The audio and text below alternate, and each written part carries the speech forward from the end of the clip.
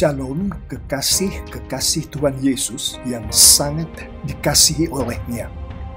Di dalam renungan kali ini, nas yang akan kita renungkan adalah dari Markus 9 ayat 14 sampai ayat 29. Adapun tema yang akan kita renungkan dari nas ini adalah memperkuat iman melalui doa. Mari kita mulai renungan kita ini dengan kita bersama-sama membaca nas kita yang saat ini saya tayangkan di depan kita semua. Selanjutnya, mari kita renungkan bersama sabda Tuhan Yesus akan iman yang disabdakannya di dalam nas kita ini, yaitu di ayat 19.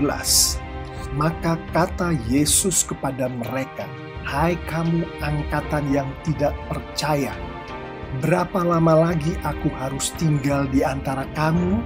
Berapa lama lagi aku harus sabar terhadap kamu? Bawalah anak itu kemari." Dan di ayat 23, jawab Yesus, "Katamu, jika engkau dapat, tidak ada yang mustahil bagi orang yang percaya." Kata mereka dan kamu di ayat 19 ditujukan kepada orang banyak, termasuk beberapa ahli Taurat, termasuk ayah dari anak yang bisu itu, bukan kepada para murid Tuhan Yesus. Yang mana mereka dan kamu di ayat 19 ini adalah angkatan orang-orang yang tidak percaya. Kata aku di ayat 19 mengacu kepada Tuhan Yesus. Merenungkan ayat 19 ini dengan seksama, secara tersurat dan tersirat, ayat ini menunjukkan kepada kita bahwa Tuhan Yesus menyatakan si kamu itu tidak percaya kepada Tuhan Yesus, tidak beriman kepada Tuhan Yesus. Selanjutnya mari kita renungkan sabda Tuhan Yesus akan doa yang disabdakannya di nas kita ini. Di ayat 29, jawabnya kepada mereka, jenis ini tidak dapat diusir kecuali dengan berdoa, yang mana kata mereka di ayat 29 ini mengacu kepada murid-murid Tuhan Yesus. Secara tersurat dan tersirat, melalui ayat ini Tuhan Yesus menyatakan bahwa ada roh yang harus diusir dengan berdoa. Di Matius 17 ayat 21, jenis ini tidak dapat diusir kecuali dengan berdoa dan berpuasa. Tuhan Yesus sendiri menambahkan bahwa ada roh yang merasuki orang-orang, yang untuk mengusir roh itu harus dengan berdoa dan berpuasa. Dari merenungkan sabda Tuhan Yesus akan iman dan akan doa, mari kita renungkan bersama hubungan antara doa dan iman berdasarkan sabda Tuhan Yesus sendiri di nas kita kali ini. Sabda Tuhan Yesus akan iman dan akan doa sebagaimana di Markus 9 ayat 16 sampai ayat 29 dan Matius 17 ayat 21 secara tersurat dan tersirat, dan berdasarkan penafsiran-penafsiran yang ada, kita mendapatkan bahwa berdoa dan berpuasa itu memperkuat iman yang di dalam sabda Tuhan Yesus di nas kita ini adalah percaya, memperkuat percaya dari orang-orang akan Tuhan Yesus. Demikianlah renungan kita kali ini akan memperkuat iman melalui doa dari Markus 9 ayat 14 sampai ayat 29. Saya akan menutup renungan kita kali ini dengan mengajak kita semua untuk merenungkan poin-poin penting berikut. Dari merenungkan nas kita ini, baik secara tersurat maupun tersirat, kita mengetahui bahwa ada orang-orang, termasuk para ahli Taurat, yang adalah orang-orang yang tidak percaya kepada Tuhan Yesus, yang adalah orang-orang yang tidak beriman kepada Tuhan Yesus. Ada juga orang-orang, termasuk ayah dari si anak yang bisu karena kerasukan roh ini, yang percaya, yang beriman kepada Tuhan Yesus, namun percayanya, imannya ini masih kurang. Dan ada juga orang-orang, termasuk murid-murid Tuhan Yesus sendiri, yang percaya penuh, yang beriman penuh akan Tuhan Yesus. Namun mereka masih kurang di dalam berdoa, masih kurang di dalam berdoa dan berpuasa. Poin-poin awal yang akan kita renungkan di dalam bagian penutup ini adalah bagaimana mengatasi berbagai macam kelemahan iman, berbagai macam ketidakpercayaan ataupun kekurang percayaan kepada Tuhan Yesus ini. Di ayat 24, segera ayah anak itu berteriak, "Aku percaya, tolonglah aku yang tidak percaya ini." Secara tersurat dan tersirat, ayat 24 ini menunjukkan kepada kita, bagi mereka yang tidak percaya, bagi mereka yang kurang percaya, bagi mereka yang tidak beriman, bagi mereka yang kurang beriman, berteriaklah.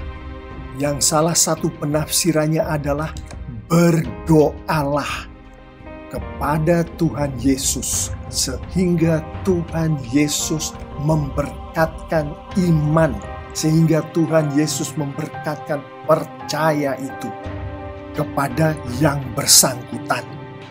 Rasul Yakobus di Yakobus 1 ayat 5, kalau ada seorang di antara kamu yang kurang bijaksana, hendaklah ia memintanya dari Allah, maka Allah akan memberikan kebijaksanaan kepadanya. Sebab kepada setiap orang Allah memberi dengan murah hati dan dengan perasaan belas kasihan. Firman Tuhan ini juga ditafsirkan sebagai, kalau ada seorang di antara kamu yang kurang percaya, yang kurang beriman, hendaklah orang itu memintanya dari Allah. Maka Allah akan memberikan percaya, memberikan iman itu kepada orang yang bersangkutan.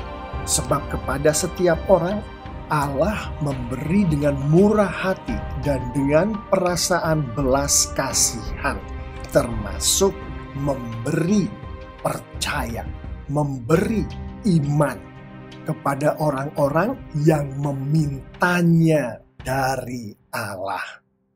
Jadi bagi mereka yang kurang percaya, kurang beriman, mintalah, yang juga ditafsirkan sebagai berdoalah kepada Allah. Maka Allah akan memberkatkan percaya itu, akan memberkatkan iman itu kepada yang bersangkutan, yang memintanya kepada Allah. Dari ayat 29, jawab Tuhan Yesus kepada mereka, kepada murid-murid Tuhan Yesus sendiri. Jenis ini tidak dapat diusir kecuali dengan berdoa, yang mana sabda Tuhan Yesus ini adalah menjawab pertanyaan dari murid-murid sebagaimana di ayat 28, yaitu pada saat murid-muridnya berada sendirian dengan Tuhan Yesus. Mengapa kami tidak dapat mengusir roh itu? Secara tersirat dan dari penafsiran yang ada, firman Tuhan ini menunjukkan kepada kita bahwa murid-murid Tuhan Yesus itu, bahkan murid-murid Tuhan Yesus sendiri, ada yang masih kurang di dalam hal berdoa. Ada yang masih kurang di dalam hal berdoa dan berpuasa. Sehingga dengan demikian, iman mereka tidaklah sekuat sebagaimana yang seharusnya jika mereka berdoa, jika mereka berpuasa sebagaimana yang dikehendaki oleh Tuhan Yesus. Berdoa macam apakah yang dikehendaki oleh Tuhan Yesus ini? Salah satu nas di dalam Alkitab akan berdoa yang dikehendaki oleh Tuhan Yesus ada di 1 Tesalonika 5 ayat 16 sampai ayat 18. Firman Tuhan mengatakan, tetaplah berdoa. Versi bahasa Inggrisnya yang saya ambil dari King James Version, yang merupakan terjemahan bahasa Inggris dari bahasa aslinya, yaitu bahasa Yunani, memberikan pernyataan yang lebih tegas. Pray without ceasing. Yang kalau kita terjemahkan ke dalam bahasa Indonesia adalah berdoalah dengan tiada berhenti. Berdoalah setiap saat.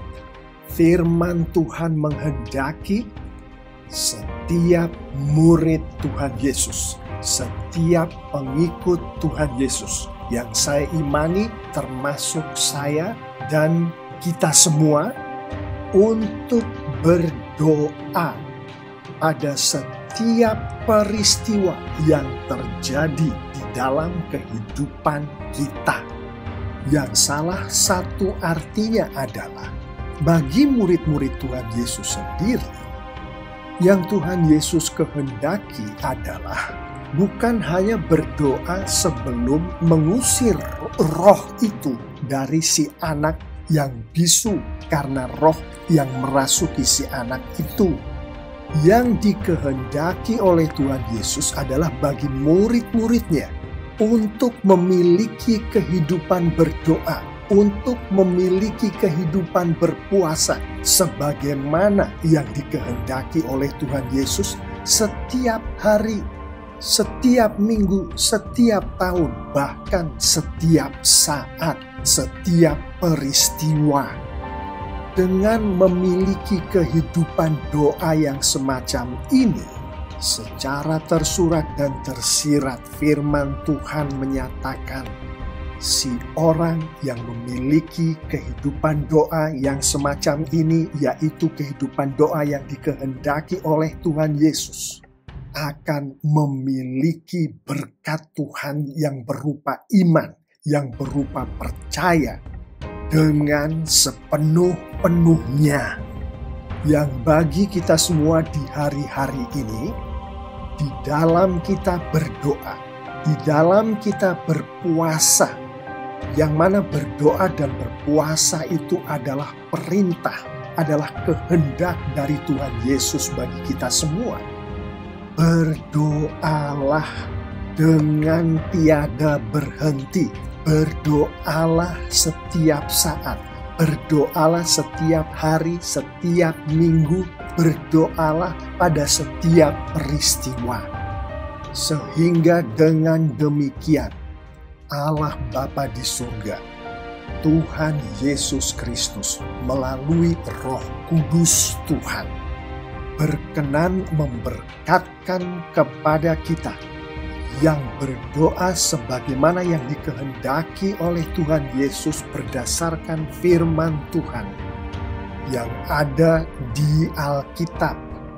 Iman yang kuat, percaya percaya yang kuat yang datangnya dari Tuhan kita sendiri.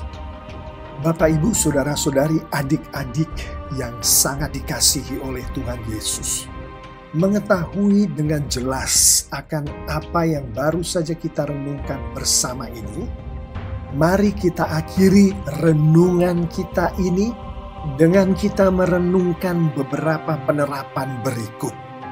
Mengetahui bahwa berdoa sebagaimana yang dikehendaki oleh Tuhan Yesus memperkuat iman, memperkuat percaya, maka berdoalah dengan khusyuk setiap saat, setiap peristiwa, memohon kepada Tuhan agar Roh Kudus Tuhan memberkatkan kepada kita kemampuan untuk dan melakukan dengan benar sebagaimana yang dikehendaki oleh Tuhan Yesus. Berdoa dengan khusyuk dengan tiada henti-hentinya. Dan juga memohonlah kepada Tuhan agar Roh Kudus Tuhan memberkatkan kepada kita iman yang datangnya dari Tuhan sendiri. Perwujudan dari penerapan-penerapan kita ini di dalam kehidupan kita sehari-hari, termasuk kita semua pengikut-pengikut Tuhan Yesus yang sejati, berdoa pada setiap peristiwa. Berdoa dengan khusyuk, berdoa dengan konsisten, termasuk kita semua menghidupi, melakukan kehendak Tuhan sebagaimana difirmankan oleh Tuhan di dalam Alkitab dengan penuh iman, dengan penuh percaya, tanpa keraguan-raguan. Termasuk di dalam kita menghidupi hukum agung yang salah satu penafsirannya adalah kita semua mengasihi Tuhan dan sesama manusia, termasuk di dalam kita menghidupi amanat agung yang salah satu penafsirannya adalah kita semua sebagaimana dikehendaki oleh Tuhan Yesus melakukan penjangkauan, penginjilan, pengajaran, pemuritan, dan pelayanan setiap hari di dalam kehidupan kita sebagai pengikut-pengikut Tuhan Yesus demi kemuliaan Tuhan. Kekasih-kekasih Tuhan Yesus yang sangat dicintainya, saya mengimani jika kita semua menghidupi firman Tuhan ini lengkap dengan penerapan-penerapannya, maka Tuhan kita, maka Tuhan Yesus kita semakin dimuliakan dengan luar biasa. Amin.